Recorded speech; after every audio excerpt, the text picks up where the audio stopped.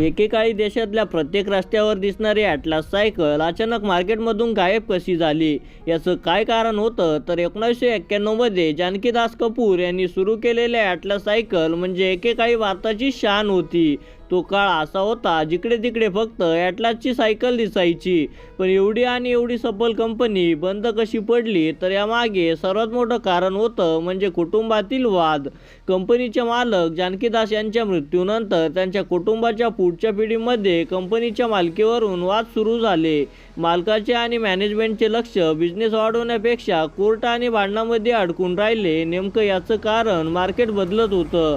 आता लोकांना ती जुनी सायकल नको होती. त्यांना गिअरच्या, स्पोर्टच्या आणि फॅन्सी सायकल हव्या होत्या.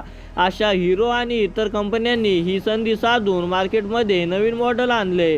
पण ॲटलास मात्र जुन्याच पद्धतीत अडकून राहिली आणि टायमानुसार स्वतःला अपडेट केलं नाही. शेवटी परिस्थिती अशी इतकी वाईट झाली की कंपनीला कच्चा माल घ्यायला आणि कामगारांना पैसे द्यायला पैसेच उरले नाही.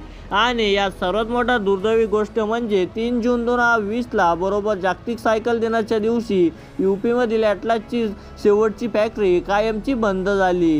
ही सायकल तुम्ही वापरली असेल तर कमेंटमध्ये नक्की सांगा.